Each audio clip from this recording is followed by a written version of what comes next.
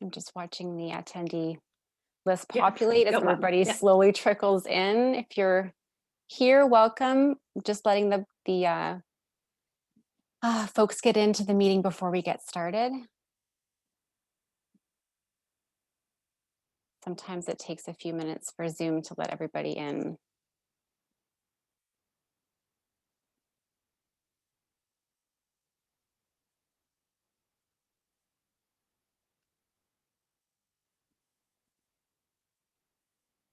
Okay, I'll get started while everybody pops in.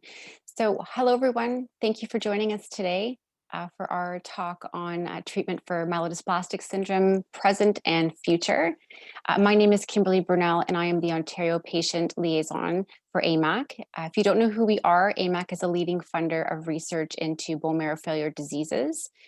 In Canada, our organization supports patients and caregivers from across the country who are living with aplastic anemia, myelodysplastic syndrome, and PNH. I'm so pleased today to be joined by Dr. Mary Margaret Keating. As you already know, she'll be covering treatments for MDS today. She's a general hematologist in Halifax, Nova Scotia. She is the lead for the myelodysplastic syndrome research and is a member of the Canadian Consortium on MDS, which runs a national prospective database to learn more about how patients with MDS in Canada are doing in the long term. She is a medical member and part of our scientific advisory committee for AAMAC. So I'm pleased to welcome her today.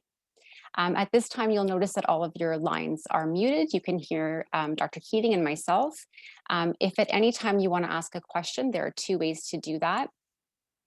One way is that you can just type into the chat box that you have a question, just type the question away, and we will try to get to it throughout the presentation or at the end. Alternatively, if you would prefer to ask your question to Dr. Keating, I can unmute you and you can do that at any time as well. Again, just let us know through the chat box, or I think there's a little hand icon that you can click on to let me know that you have a question. Again, do that at any point throughout the presentation. If we don't get to it during, we'll cover it at the end. This presentation will be recorded, so if you miss something, don't worry about it. You can go back and watch it afterwards. That's it for me. Dr. Keating, I will pass it on to you. Perfect. Thanks so much for the introduction, and nice to be back giving a presentation like this again for the Society.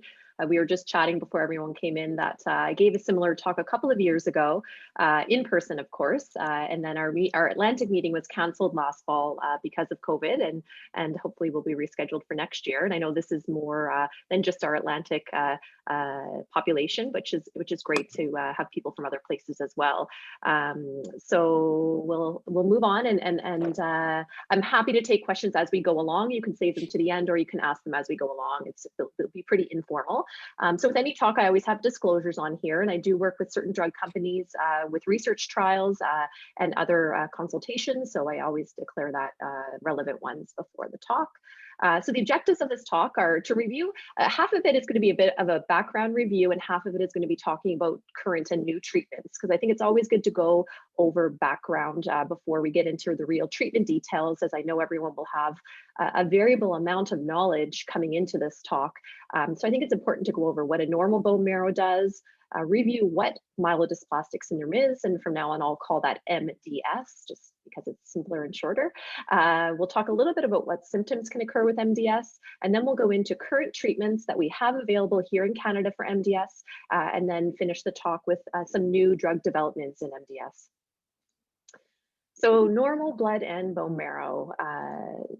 I always like to use some cartoons where I can, because some of this can be a bit dry. So over here on the left, you see this happy guy at the top is a stem cell. So they live inside the bone marrow, and the stem cells make all of our blood cells that circulate. So our red blood cells, our white blood cells, and our platelets. And in real life, still cartoon form, but this is more what they look like. Our erythrocytes, which are red blood cells, our platelets, which are quite relatively tiny to our other blood cells, and the 5 different types of white blood cells, of which the neutrophils are the most important when it comes to myelodysplastic syndrome.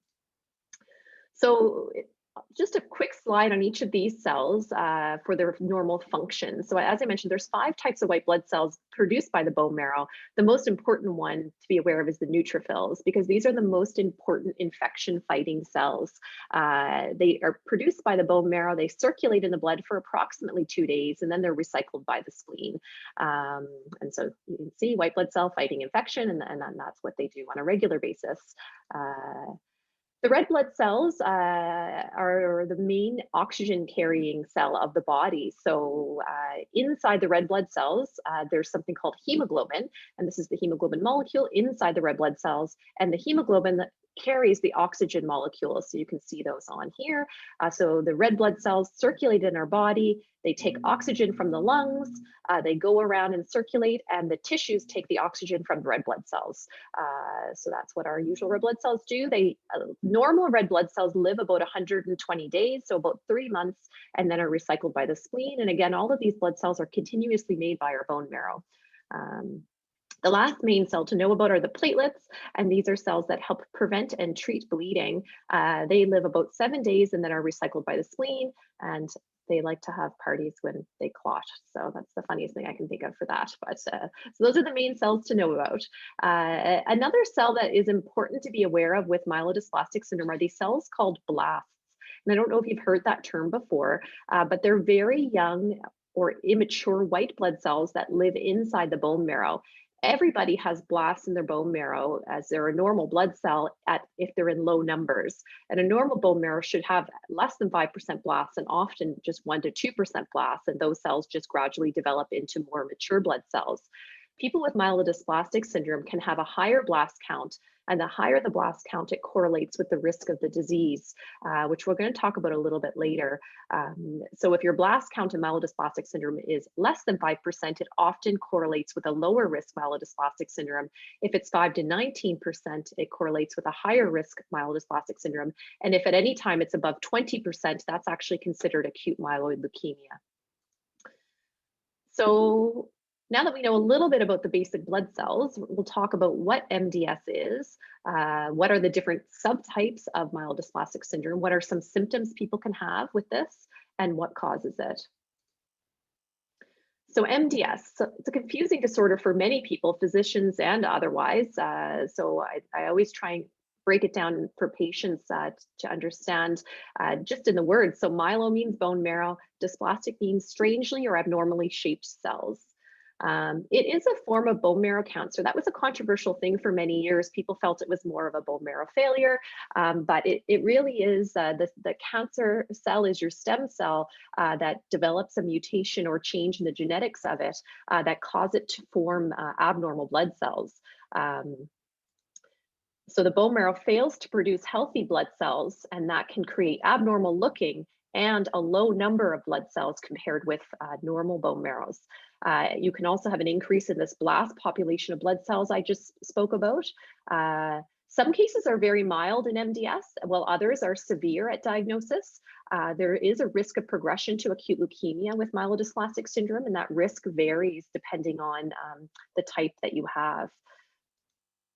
So I made this graphic a couple of years ago. I hope it's helpful, but just to kind of depict what happens. So if the green cell up here is your normal stem cell inside your bone marrow, and that stem cell grows into red blood cells and white blood cells and platelets in normal number and function with a normal bone marrow. Then for some reason, there's a genetic mutation that happens in this stem cell. That could be because you've had prior chemotherapy or prior radiation. Rarely there's a predisposition in families to develop these mutations, but often it's an age-related mistake that your bone marrow makes when the cells replicate. So suddenly you have a mutated stem cell that is just not quite normal, and it makes blood cells that aren't quite normal either. They look a little bit funny, and they're lower in number. As you can see, there's only 1 cell depicted here instead of the 3, for example. So suddenly you have ineffective production of abnormal blood cells. So that's what happens in myelodysplastic syndrome. If you get further mutations of your stem cells over time, then that can increase the risk of your myelodysplastic syndrome, and it can eventually change to acute myeloid leukemia. Not everybody with myelodysplastic syndrome changes to leukemia. It really depends on these risks of mutations and when or if they happen. So that's kind of the background of how that works. This slide is busy and it's certainly not meant for anyone to write these down or know these. I always refer back to the classification myself even, but these are the different categories of myelodysplastic syndrome. So they have one low blood count with MDS or two or three low blood counts, and then classifying by the blast count and specific mutations sometimes. So more just to be aware that this is one of the ways that MDS is classified. And the WHO is the World Health Organization our pathologic classification of MDS.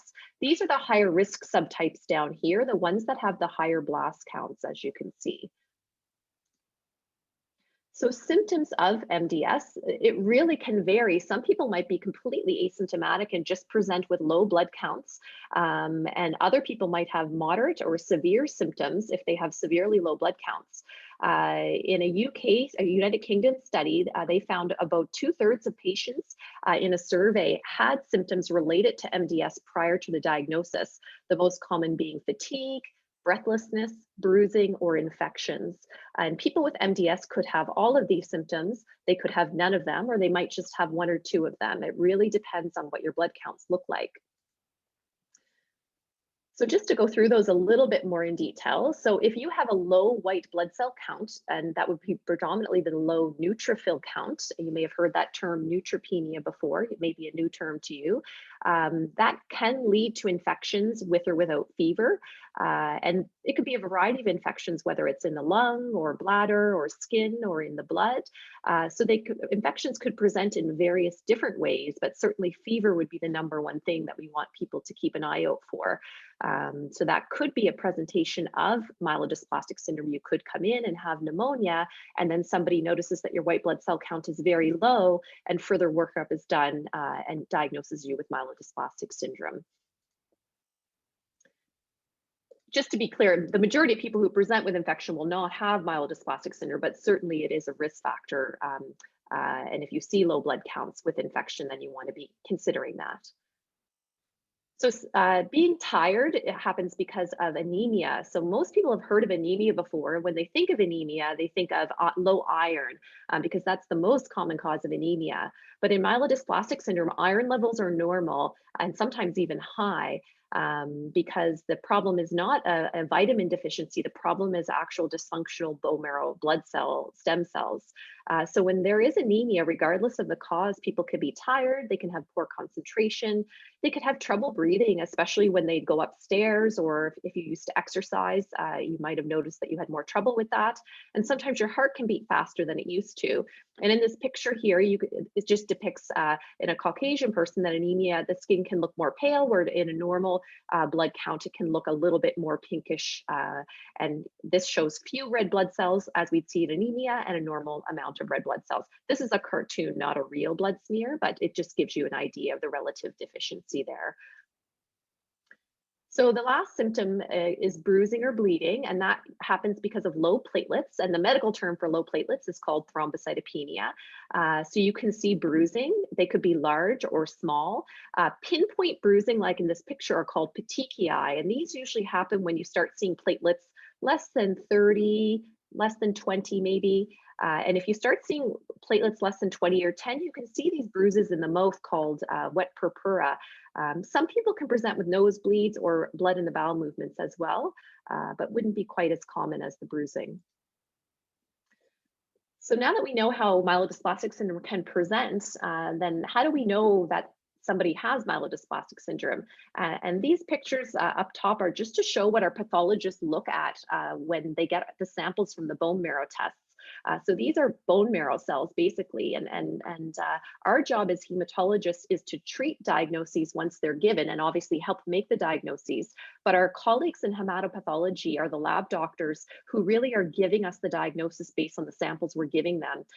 So it's a very important relationship we have between us in the clinical hematology and our colleagues in hematopathology. So how do we diagnose it? Often it starts with a blood test. Complete blood count is a very common blood test that patients get done for many different reasons. Family doctors do it routinely. And sometimes a blood count might be low, whether it's the white blood cells or the platelets or the hemoglobin or all of three. Sometimes the blood cells can look abnormal in the blood. So basically, when you see low blood counts, there's a long list of things that we like to rule out, like low iron or low B12 or organ function issues, thyroid problems, infections. So basically, by the time you see hematologists, most of these problems have typically been ruled out by usual just other blood work. And by the time people see us, if those have not given us an answer for why the blood counts are low, then often we do a bone marrow aspirate and biopsy. And this really is the only test to confirm a diagnosis of myelodysplastic syndrome. A bone marrow aspirate biopsy shows the number and appearance of blood cells in the bone marrow. It shows us the number of blasts, those immature white blood cells. We can get a count or percentage of that. And it tells us if there's any damaged chromosomes in your blood cells inside the marrow, so in the DNA inside your blood cells. And between these three things from the bone marrow test, it can categorize you as having myelodysplastic syndrome. It can tell us the subtype and also give us an idea of the risk of your disease. So again, just to get an idea, so over here on the right, these are inside the bone marrow. These are normal immature red blood cells. So these are stem cells that will turn into red blood cells. But in myelodysplastic syndrome, this is the same type of cell, and you don't have to be a pathologist to see that this cell looks quite different than this cell. So these are called little snowman cells, where these nuclei are very abnormal looking. And that's one finding of myelodysplastic syndrome, just the cells actually looking abnormal. And to have myelodysplastic syndrome, you need a certain percentage of your bone marrow cells to look abnormal. So that's one of the ways that they can tell if it's myelodysplastic syndrome or not. So the causes of myelodysplastic syndrome, we're learning more and more with time. 9 out of 10 cases, there's no clear cause other than advanced age. So as people age, the risk of any cancer gets more common. The bone marrow and stem cells these cells turn over very quickly. So there's a higher risk to have a mistake in the DNA replication process and to have a mutation occur as you age. Your body just becomes not quite as good at doing that. If you've had a high exposure to chemicals such as benzene, radiation exposure in the past, chemotherapy exposure in the past, smoking may have a slight increased risk. There are rare hereditary cases of myelodysplastic syndrome. We have a hematologist here in Halifax who is her main area is in hereditary myeloid malignancies, which includes myelodysplastic syndrome. So much more is being known about potential hereditary cases, but it still makes up a minority of the causes. At the bottom here, I have treatment-related MDS. That's 1 out of every 10 cases. So as mentioned, that's people who've had prior chemotherapy for any type of cancer or radiation. And this type of diagnosis of myelodysplastic syndrome from prior treatment typically occurs about 5 to 7 years later. Or if somebody has another bone marrow disorder. So there are some other bone marrow diseases that can have risk to develop into myelodysplastic syndrome. And so that puts people into a bit of a higher risk category. So now that we've gone over a bit of the background of the blood cells and how the bone marrow works and how myelodysplastic syndrome may present, what's most important to people and patients is, well, what's the prognosis? What does this mean for your future? How will it affect your life? So the main 2 areas I tell patients that I write out for them is having MDS. The main risks of having abnormal or ineffective blood cell production can result in that lowers your blood counts is that there can be an increased risk of infection over time. The need for blood transfusions is fairly common. Platelet transfusion and bleeding can also occur. So the quality of life can become an issue because people have to have frequent blood tests done, and over time may need more transfusions. The second main risk of having myelodysplastic syndrome, other than just dealing with the chronic low blood counts, is the risk of it changing to acute leukemia. And the significance of these risks depends on where you are in your disease when you're diagnosed, and that comes to this prognostic risk score we're going to talk about in a slide or 2 here. So something when we talk about goals of care, we say, well, what does that mean for the patient? What can we do for their disease? So in MDS, our goals of care are to prolong survival. We want people living as long as they can with this disease. We want their quality of life to be as good as possible. And we know that if we can improve blood counts and decrease transfusions and of infection, that correlates with improving quality of life. Cure is possible, but variable, and really depends on medical fitness and age, mainly because as people age, they tend to have more medical problems. So many patients who have myelodysplastic syndrome aren't eligible for curative intent treatment, such as a transplant, but we'll talk about that in a little bit. Certainly, these are things that we're thinking about from the very onset of the diagnosis.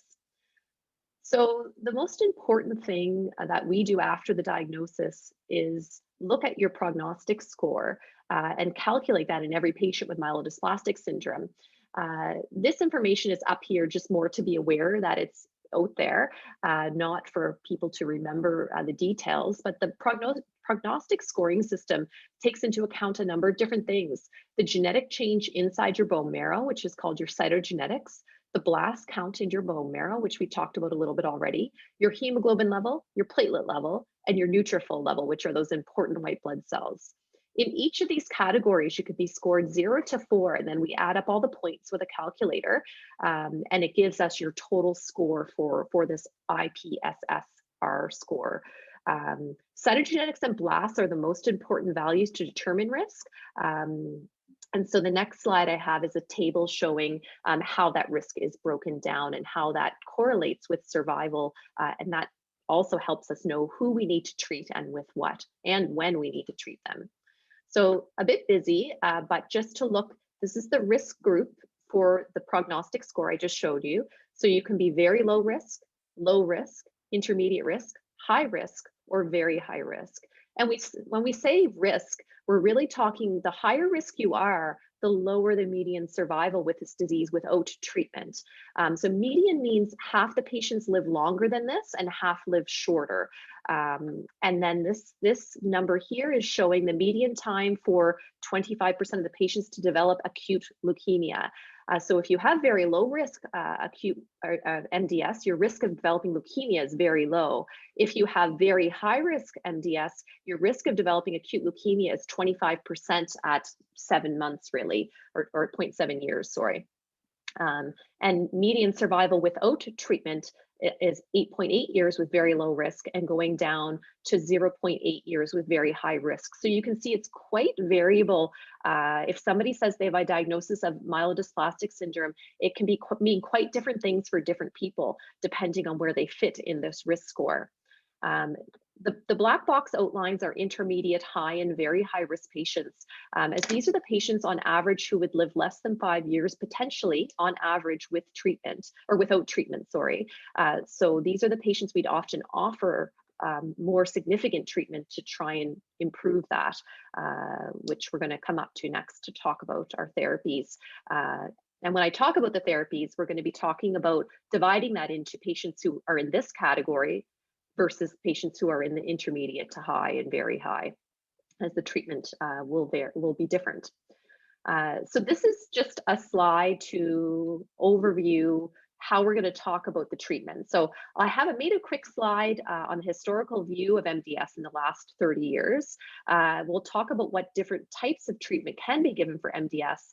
Then we'll specifically talk about the current treatments for low risk and higher risk MDS, and the future or upcoming treatments for lower risk or high risk MDS. So this slide is a bit busy. I made it based on a paper that I did read, but I thought it was a nice to look at the timing of things. So over to the far left, back in the 1970s, the cytogenetics, so that's that genetic testing that we do of the stem cells, was developed, and it has become much better over the years. But this became very important in establishing the actual diagnosis of myelodysplastic syndrome. The original IPSS prognostic syndrome came out in 1997, and then it was the IPSS-R is a revised version of that came out in the 2000s. The first drug approval in the States, FDA approved, for myelodysplastic syndrome was in 2004, and that was azacitidine. It was around 2010 or 2011 when we had approval and funding for that here in Canada. Um, the second drug approved was lenalidomide in 2005, FDA approved. And then decitabine was FDA approved only. It never got approved in Canada in 2006. And between 2006 and 2020 or 2019, there was no new drugs, nothing for 13 years.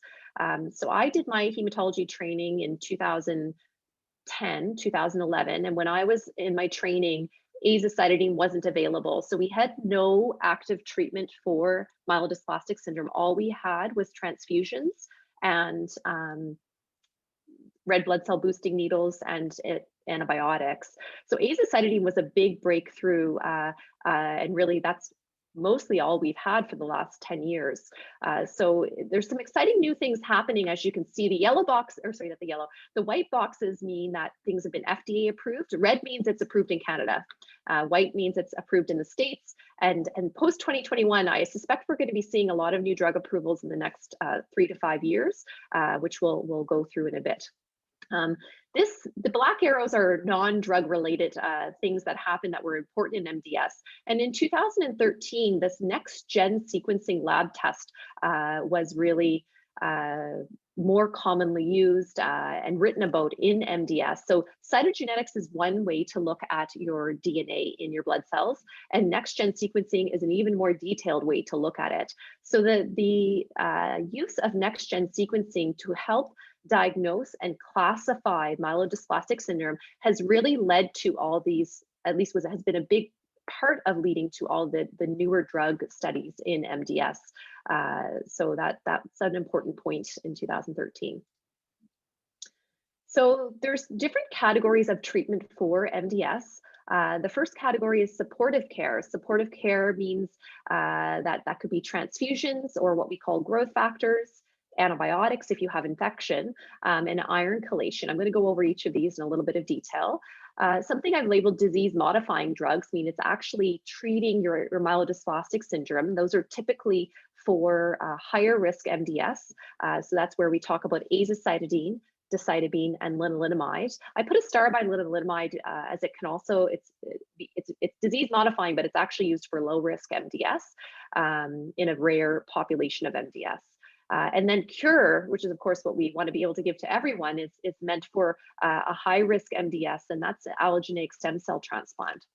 So we'll go through these in a bit more detail, but classify it into more a low risk versus high risk. So low risk MDS, these are the current treatment options, and I've focused mainly on what we have available in Canada, although I do have some caveats later on for things that are available in the States or elsewhere, but may be coming to us soon.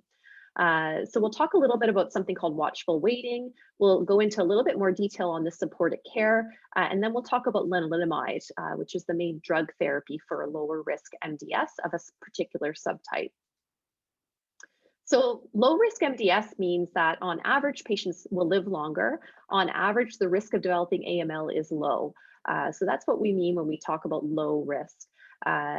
There's lack of evidence that early use of what we call these disease-modifying drugs leads to survival. So giving people chemotherapy when they have low-risk MDS may cause more harm than good. Median survivals are 5 to 9 years with a lower risk MDS. So the goals are often to minimize symptoms, minimize complications from low blood counts, and try and avoid something called iron overload that can happen when you have too many red blood cell transfusions.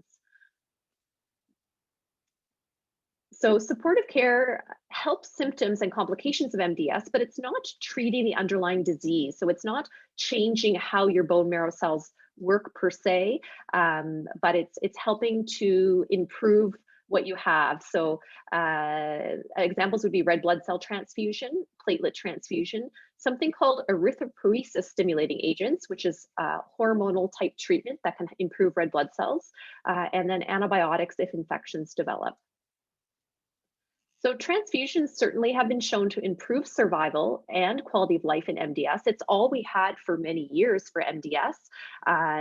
In improving your red blood cell number will reduce fatigue, reduce shortness of breath with exertion, and improving your platelet count will reduce bleeding. There's no standard level at which transfusion should be given. There's general guidelines, but it's individualized to age, symptoms and physical activity of the patient, and other diseases such as lung and heart disease. So for example, one way that we would consider starting transfusions would be to give 1 unit of red blood cells for a hemoglobin less than 80.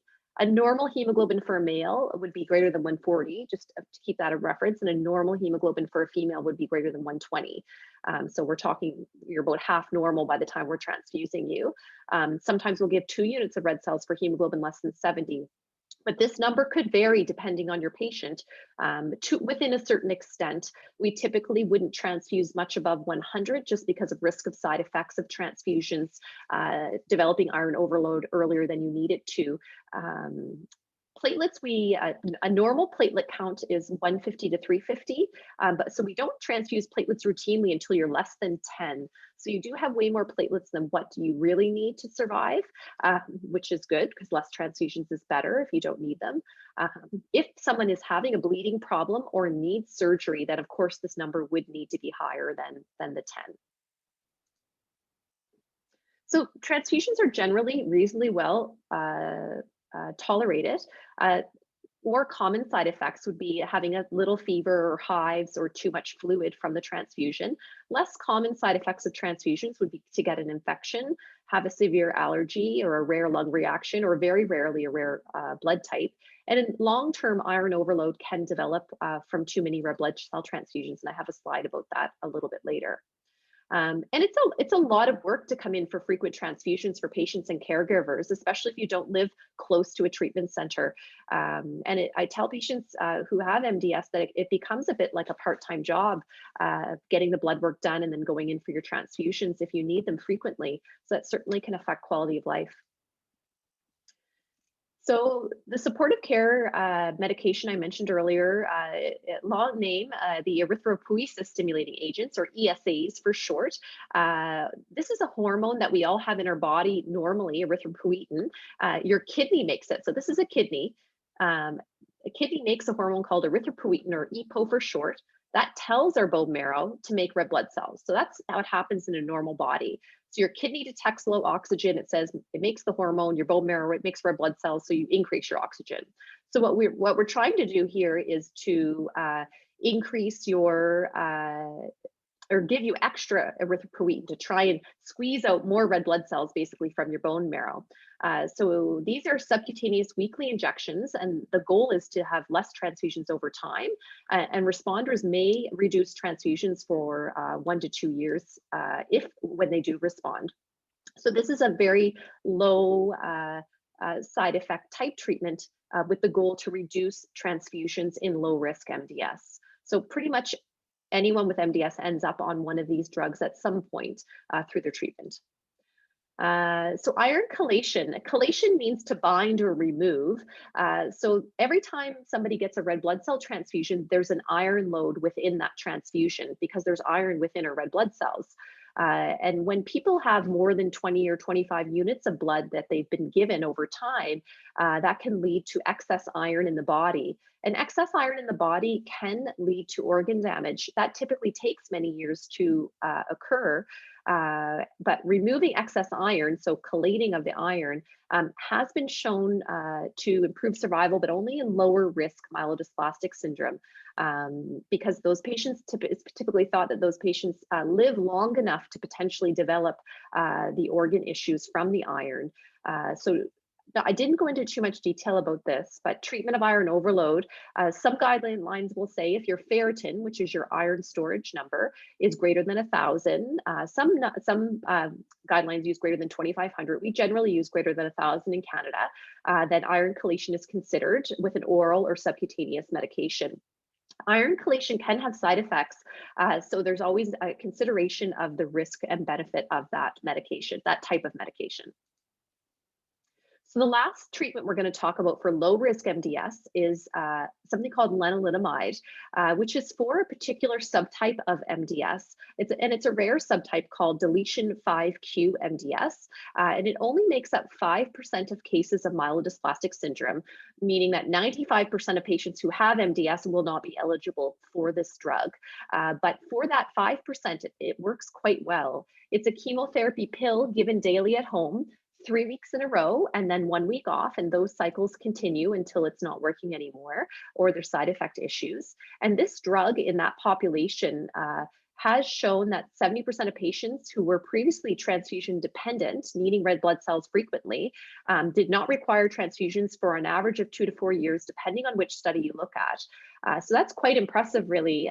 The drug is reasonably well tolerated. It can cause low blood counts otherwise, so it does need to be monitored closely. So it is a really nice option, but unfortunately, that subtype of MDS is quite rare. There is some data in using this medication in non-5q minus MDS, and the response rates are about 25% for reducing transfusions, so not too bad. But the problem is that it's not funded, at least in provincial systems. Some private plans may rarely fund it for non-5q minus MDS, but it's certainly not something that we typically have access to. So we'll move on to current treatment options for higher risk MDS. So supportive care is always an option. So I won't go through that again. So supportive care like the transfusions and erythropoietin agents and antibiotics would still be an option here for high risk. But we'll focus a little bit more time with a couple of slides on transplant, azacitidine, and decitabine. And I have a star by decitabine because that's never been actually approved in Canada, but it has had FDA approval in the United States for many years. So when we talk about high-risk myelodysplastic syndrome, the first thing we think about is what are our goals of care?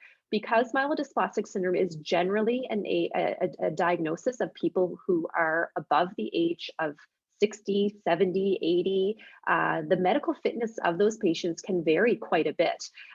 So there's always an assessment and discussion with the patient and family about how well is this patient at baseline. This is a clinical frailty score that's actually was developed here at Dalhousie, but is used internationally. And I liked this a version of it because it had nice pictures to explain. So this would basically be applied to people above 60 or 65, and people would be classified as very fit, so frailty score of 1, meaning they exercise regularly and they're amongst the most fit people of this age group, down to maybe they're just managing well, like they're living with some diseases like diabetes and high blood pressure, but they're well controlled and managed. Those who might be vulnerable, they're not dependent on other people, but they have challenges that slow them down to get groceries or go out and do their errands. And then you can go all the way down to severely frail, meaning completely dependent on others for personal care, not able to shower, dress by themselves. Severely frail, again, completely dependent, approaching end of life, and then terminally ill people. So it's important because the treatment I offer to somebody who's very severely frail is going to be quite different from somebody who's very fit, because their ability to tolerate that treatment is going to be better, and their outcomes are going to be better if they're very fit than not. And obviously patient preference is very important in what they want and what their goals of care are for their life. So I only have one slide on transplant. You could have a full hour talk or more on allogeneic transplant for MDS, but the main point I wanted to get across is that this is the only potential curative treatment for MDS. The goal is to replace the diseased bone marrow with a new one from a different person. That might be a brother or sister, or it might be somebody from a matched unrelated registry, and rarely it may be from a child. Those type of transplants are a little bit higher risk when it's from a child who would only be a half match. This type of treatment would give the highest likelihood of long-term survival for MDS, but it comes with a very high cost of potentially life-threatening side effects. And patients need to be quite fit and not typically above, we don't like to put an age on it, but typically above the age of 75, that type of therapy would be strongly probably not considered as strongly, just because to have somebody fit enough in that advanced age would be quite rare. There's a high risk of infections and graft versus host disease. So most patients with high risk MDS are not candidates for this treatment because of medical fitness, but those that are, that decision is made early on in the treatment, because what we use to treat you will differ depending on if our goals are to get you to transplant or if our goals are to get you living as long as we can with a treatment that is better tolerated. We could, if people have questions about that after, I'm happy to answer them, but that's all I have on transplant. Azacitidine is the main and only drug really in Canada that we have approved for high risk MDS for approximately the last 10 years. And that's an injection, a subcutaneous injection, like an insulin type needle that's given in your belly 7 days in a row, every 28 days. And that's repeated. So 1 week on, 3 weeks off, 1 week on, 3 weeks off. And that goes on for as long as it's working for you and as long as you're tolerating it. It needs to be given in a hospital, which is a barrier for patients, especially when they live far away, because that's 7 days in a row you need to be going to your cancer treatment center. It works by turning off a variety of tumor suppressor genes. I won't go into the details of that. So this improves survival, and that's why it was approved and funded in Canada. It improves survival, but it's not curative. The median overall survival with this drug in the main clinical trial published in 2009 was 25 months versus 15 months with the prior standard of care, which wasn't much basically at that time. So because of the survival advantage, that was the main reason it was approved and funded. It takes an average of 4 months to see improvement in blood counts, and it can take up to 6 months. The studies have shown an improvement in quality of life, especially for responders, and it has a reasonable side effect profile. So it is an easier drug to give at advanced ages or for patients who are frail. The main side effect issue we run into are low blood counts. So people may need more transfusions before we see improvement, and the risk of infection or admission with fever because of a low white count is moderately common, especially in the first few months. Usually those are managed well with antibiotics rather than a life-threatening type of infection, which would be more rare. There can be injection site redness and some constipation, but really the low blood counts are the primary side effect of this drug. Decitabine is a sister drug to azacitidine. It's in the same category as azacitidine. I have the American flag on this because it was never approved in Canada, only approved in the States. It has their main studies that were done around the same time as azacitidine did not show an overall survival advantage, but the response rates were similar. And in retrospect now, there's been a few more studies done on this drug, and it's felt like probably the dosing may not have been quite as appropriate for this drug. They maybe had underdosed it a little bit. It's an intravenous drug that's given 5 days every 28 days. So the drug company never brought this drug to market in Canada, or I don't think Europe either, as azacitidine was already approved. And it's relevant to mention as one of the new options is an oral formulation of this drug. So we'll come back to that. But this drug would have the same goals of care as azacitidine. It would be reasonably well tolerated. It would cause low blood counts. It would control the MDS for a period of time, but would not be able to cure it. So the last section of this talk, the last few slides, are to talk about barriers to treatment in MDS and what's coming. Have there improvements been made? If you remember back to my slide, there was 13 years with absolutely no new drugs for MDS, which is a very big gap considering hematologic blood cancers have had amazing improvements in the last number of years.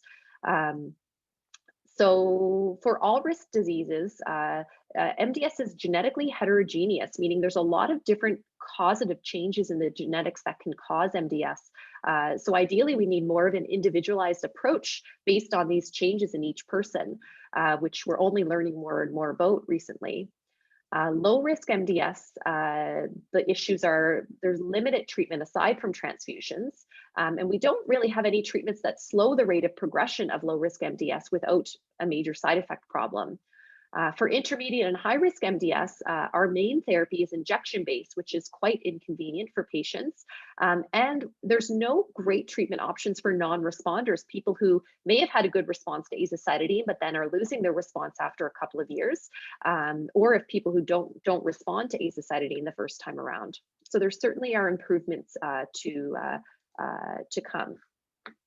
Right, so we'll talk about a couple of evolving new therapies for lower risk MDS first. It's a busy picture, but it came from a really nice review paper from 2020 looking at low risk MDS.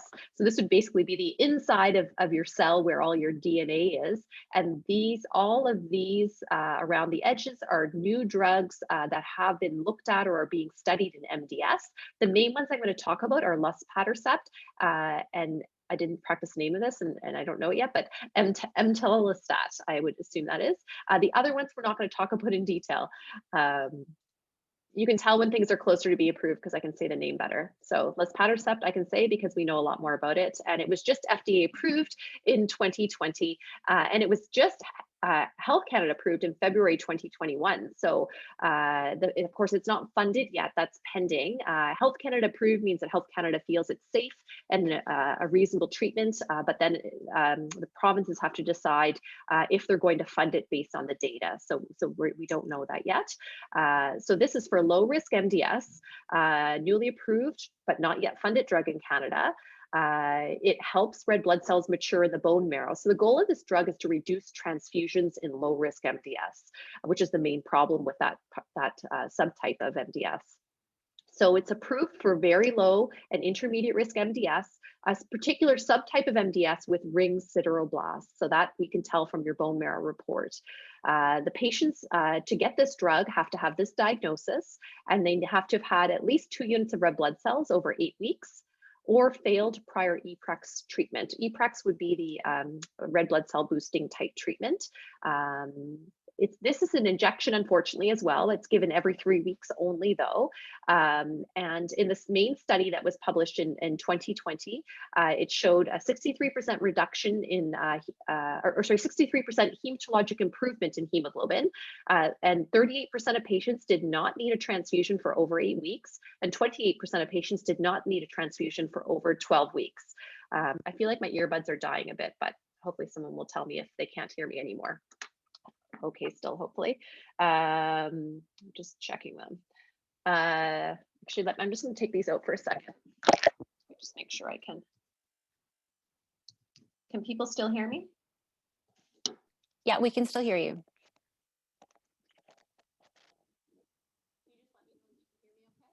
Now we can't, no. You can't. Okay. Can you hear me now? Yeah, that's pretty good. Okay, perfect. Yeah.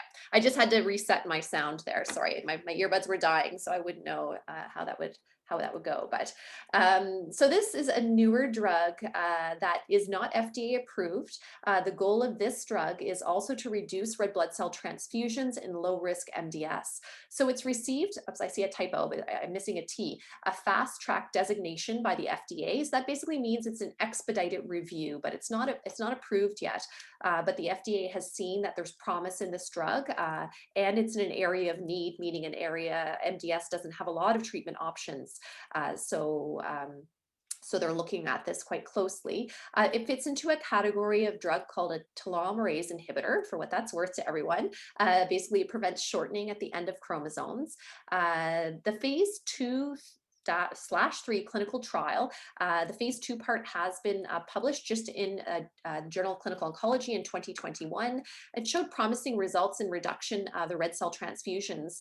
So 57 patients who were transfusion dependent in the phase 2 trial, so still small numbers, 2/3 had a rise in their hemoglobin greater than 30 points. So that's quite a bit.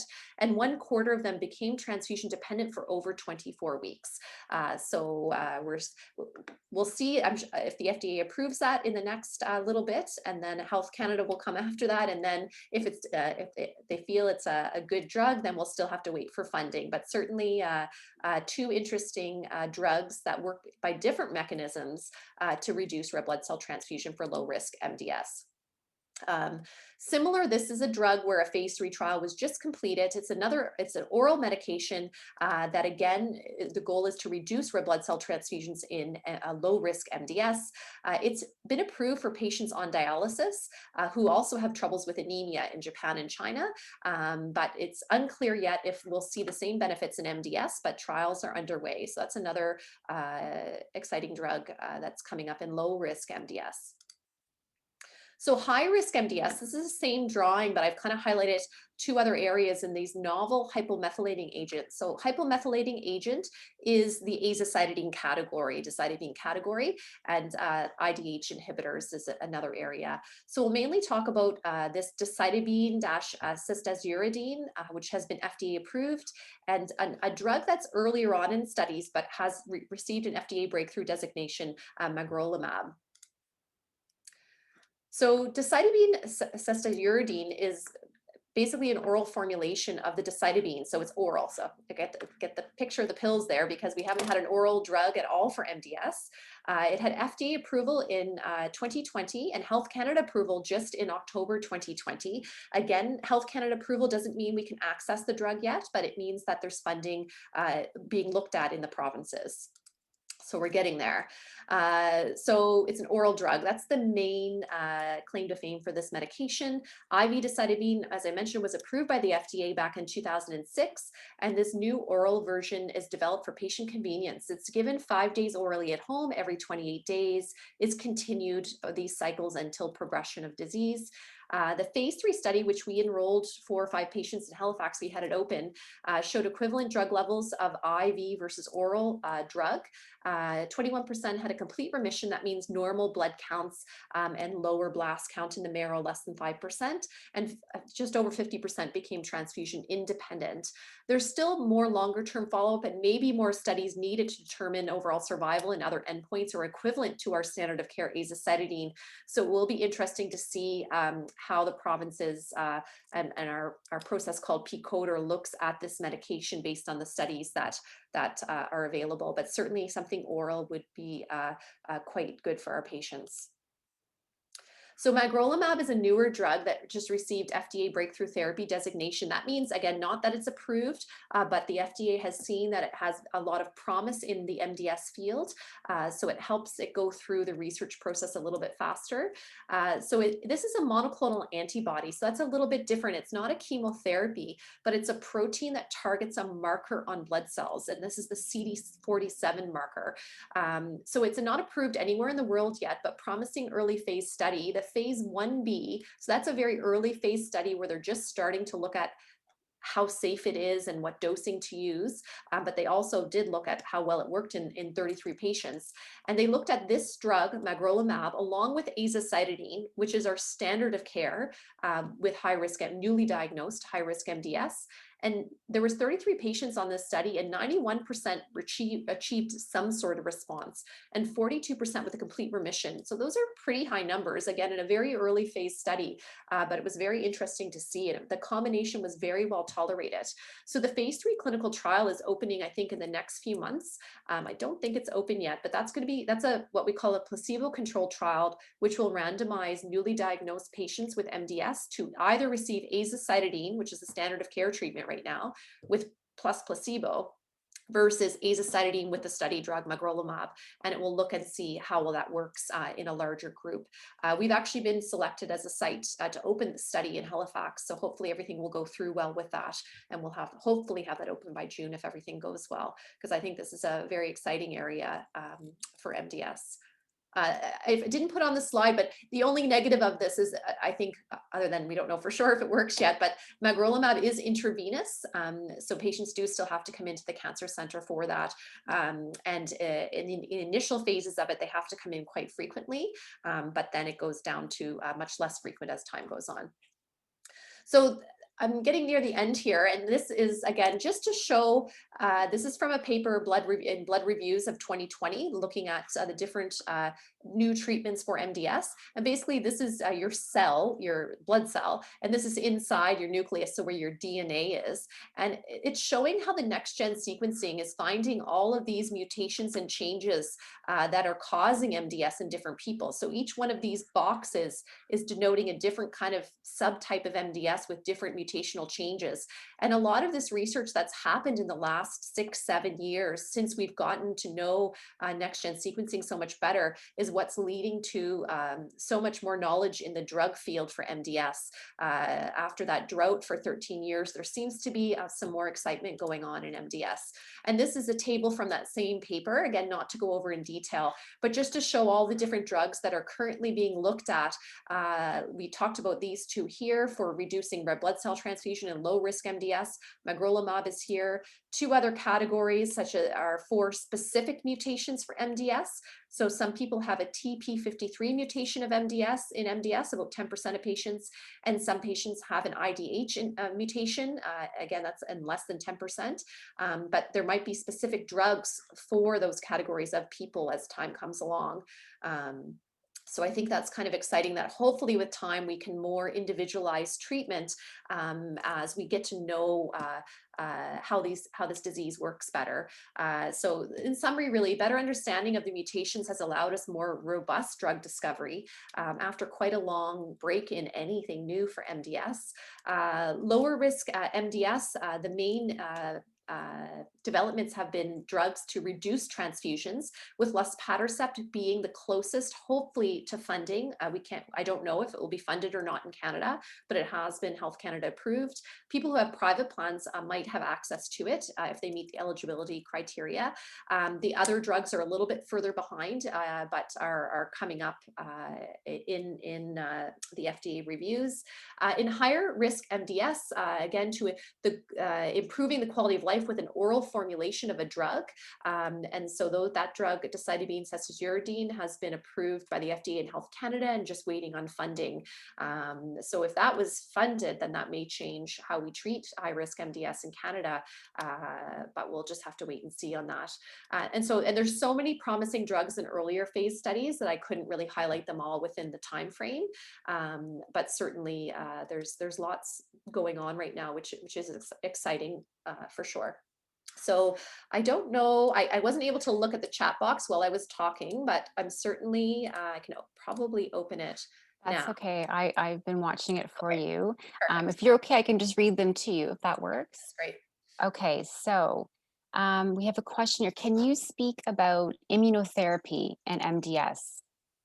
Yes, so it's funny, I didn't put slides on that in here, and I probably should have. So immunotherapy and MDS, it would be using like cyclosporin and rarely ATG. It's used much more commonly at some centers than others. We use it for more often a category of MDS called hypoplastic MDS, meaning that there's not a lot of cells in the bone marrow, and it can work quite well. I have 3 patients on immunotherapy right now with that subtype of MDS who are doing amazingly well. So for the right patient with the right MDS disease, it can be quite good therapy. That's a lower toxicity, again, depending on the case. I know with time, I was trying to pick and choose what to talk about, and it's not as common that we use that, but it certainly can be quite effective treatment. I don't know if that answers. If not, oh yes, okay, Ursula says thank you. Okay, so I think that did. Okay, so Gwen is asking about luspatercept. Gwen, you're giving me words I can't say. Reblozyl, am I going to say that one right? Yeah, that's the brand name. Yeah. Oh, super. If it's not approved in Canada, Bristol Myers Squibb have agreed to give it to Canadians on compassionate grounds, and BMS will pay for it. So thanks for the info, Gwen, on that. Yes, there's actually, I wasn't sure how much to talk about with compassionate programs, but right now there's a compassionate program for decitabine cesaduridine. So you can get that in Canada really for any MDS, high risk MDS right now. And luspatercept, I knew there was a program coming. I didn't think it was quite open yet, but I'll have to follow up the drug company about that. But I did know that they were going, usually drug companies will offer compassionate supply when a drug is not quite funded in Canada, but we're waiting on that. So yes, thank you for, maybe I'll follow up with the drug company to see if that's officially open for luspatercept now, because I have a couple patients who probably could use it. Okay, moving on. When should BM biopsies be repeated? Yeah, so Generally, it depends on the situation. So if somebody is transplant eligible, so there's a lot of different situations you can look at. So in low risk, I'll start with low risk MDS. So in low risk MDS, if you have a diagnosis of MDS, typically I would do another bone marrow aspirin and biopsy. If I see a significant change in the blood counts, what's significant, I guess, is variable physician to physician. But if I think that you may be evolving into a higher risk category, I would repeat it at that point, because that would make a treatment difference, right? If you're in a higher risk category, we might offer different treatment.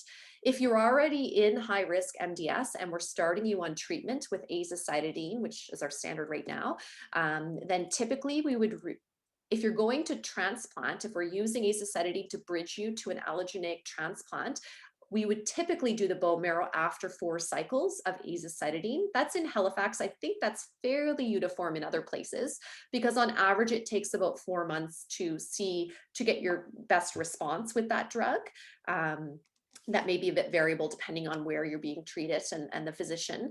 And if you're on azacitidine for high risk MDS and the goal is just to get you living as long as you can with the best quality, then typically we would, if people's blood counts aren't a lot better, I would repeat it at 6 cycles to get an idea what the blast count is doing in the marrow. If somebody's blood counts are markedly better and they've clearly responded to the drug and they're frailer or elderly, I wouldn't always repeat it. Honestly, I'd just say you clearly had a response to the drug. And then I would only repeat it if I think they're losing response or if I think their blast count is coming up. But in general, the marrows are repeated around cycle 6. Different situations might change that slightly. So there's a lot of variability to when you repeat a marrow depending on the situation. But I don't think most places would repeat it yearly or every 2 years just on a time frame. It would more be based on how you were doing and your treatment and your blood counts. Okay, next one would be, does one prognosis score, so if you're low, intermediate, and so on, would that change over time, and how is that determined? Yeah, that's a complicated question in that risk score that I showed you, that our IPSS, or the older one, IPSS, those were done from diagnosis. They were meant to be applied at diagnosis only. They're not dynamic scores, meaning if you have MDS that I diagnose now, I say your IPSS score is in low risk, and then in 2 years I redo your marrow and I reapply our IPSS. Technically, I'm not supposed to do that because it's not a dynamic score and it wasn't validated that way. But that is what we have to do, like across everywhere, because to get a drug, we have to say that you're in XY category. So we use it dynamically, meaning we re-risk stratify you, even though it wasn't meant to be that way. It was meant to be applied only once, but there's no other way to kind of follow it dynamically. There's no score yet for that anyway. So yes, we do say, okay, you're whatever, low risk at diagnosis, and then your counts get worse and we do a marrow and your blast counts up to 9%. Okay, now you're in a higher risk category. Now we're going to change our treatment goals. Okay, thank you. Is there a drug that will boost platelets in low risk MDS? There's a couple of drugs. And again, I just, in interest of time, I did leave those out here because none of them are approved. You can off-label use them. And there was many studies looking at these drugs for MDS. They're approved for something called ITP, which is immune destruction of your platelets. And so they're used for people who have failed other therapy for that disease. But they've been studied extensively in MDS. And there was some signals and concerns early on that they may increase the blast count. So there was kind of a couple of steps taken back with those drugs, and they were never approved for MDS. But the interest, I mean, it's an equivalent sort of idea to using erythropoietin stimulating agents to stimulate your red cells. You use what we call thrombopoietin, which is the hormone that produces your platelets, type drug to boost your platelets. But it just hasn't gotten through the research enough to be officially approved, although there's been a lot of looks and second looks at those drugs. So right now, not an option, and I'm not sure if it will be an option in the future. There were some studies more recently that I didn't include here that were looking at those type of drugs, like romiplastin is one of the drugs, in addition to like azacitidine or for patients with low platelets, and they weren't seeing as much of a signal of increasing the blast counts in those newer studies. So I'm not sure where that will go in the future, but there are drugs that boost platelets, but they're not approved for MDS anywhere that I'm aware of. Okay, thank you. And the next one is a vaccine question. I am genetically modified since 2017 with stem cell transplant, doing well. The COVID vaccine seems different than other typical vaccines in that they modify the mRNA. Is it safe for me? Can I get Sinovac or any other normal ones anywhere? Yeah, so it is always best to talk with your primary physician about especially COVID-19 vaccines, because everyone will be in a slightly different situation. In Halifax, we are generally recommending our patients to get the COVID vaccine. I'm not a transplant hematologist either, so again, it might vary slightly from where you are, but my patients with MDS and our general standpoint across the country is that we are recommending it with the caveat that, well, these aren't live vaccines, so we don't think they would be generally harmful. When you compare it with flu, it was live vaccine, it would be very different. In the COVID vaccine studies, there was no patients with myelodysplastic syndrome or post-transplant included. So there's been a lot of caution from the infectious disease side on recommending vaccinations. But from a hematology point of view, we've been across the world, very proactive about vaccinating our patients, but with the caveat that you should speak with your physician. There's some concern that some of the vaccines may activate the immune system a little bit. So if you have an autoimmune disease, that maybe could flare. I'm not familiar with Sinovac. In Nova Scotia, we only have Pfizer and Moderna. So I don't know what Sinovac is, actually. Maybe it's a brand name of another one. Is that the AstraZeneca one? I'm not sure. Yeah. But I guess the bottom line is you should check with your transplant physician. But I suspect they would recommend it, but I would defer to your own physician with that. Okay. Okay, I think that's the last one. Any last, got me right as I was saying it. If I'm never going to say this word either, azacitidine, Yeah. I always get that one wrong too, stops working, can the newer drugs still be effective? Is there other options that could be effective? Yeah, so that is the most challenging. I mean, there's a lot of challenging areas in MDS, but there is nothing approved or super close to approval for people who failed azacitidine. Like, I shouldn't say failed, the patient hasn't failed, but the drug will work for a certain amount of time and then it will stop working. And we usually see that with the blood count starting to drop. And right now, there's nothing approved. The best option is if there's a clinical trial open for patients who failed azacitidine, who it stopped working.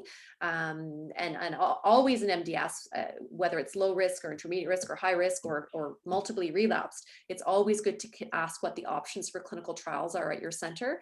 But right now, like in Halifax, we don't have a study open in that area because there's not a lot of options to even open studies. So it is an area, it is a problem area, no question about that.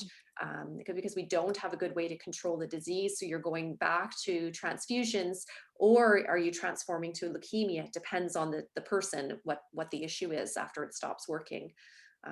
But no, unfortunately, that's still an area of need for sure. Okay. I'm hoping they might have some studies with Megrolomab in the future in that population, but right now we only have an upfront study. So and we don't even know how well it works, I guess, but it is a novel sort of agent. So I'm actually quite excited to see how that works in the end. Yeah. Yeah. And they're following up, but what about decitabine or cedazuridine? For post failure of azacitidine? I'm going to assume yes. Yeah. Yeah, so it's for frontline. So the oral formulation of the decitabine is meant to be for frontline, and they are sister medications. They don't have they have one tiny little difference in their chemical structure. So most physicians wouldn't recommend going from one to the other because you've kind of already failed that category of medication, if that makes sense. So unfortunately, it's not, it's the main benefit of that new drug is that it's oral for frontline treatment rather than for people who have already had azacitidine and are getting worse on it. Okay, I think that answered your question. Any last questions? Gwen, are you typing something? I see something popping up, but there's no question there. I'll give you a second in case you are. If anybody wants to be, oh, yes. Oh, Gwen just says, great presentation. Thank you. As my son just comes in. He's like, Yeah. 10 after 5, aren't you done yet? Yeah. Sorry. Any last questions before we wrap up? I don't see any. Again, this presentation has been recorded today, so if you've missed something or if you want to go back and look at the slides, it'll be available on our website during next week. I want to thank Dr. Keating so much for taking the time out with us today on a Saturday. If you have any other questions, you can always email us directly at info@amac.ca. Oh, I see a hand up. John, you have your hand up. Oh, the hand's gone. Okay. If anybody has any questions, again, you can reach us directly, and I can always connect questions back to Dr. Keating if you have any further questions. I want to thank you all so much for coming today, and I wish you all a wonderful weekend. Thank you and have a great day. Thanks so much. Bye.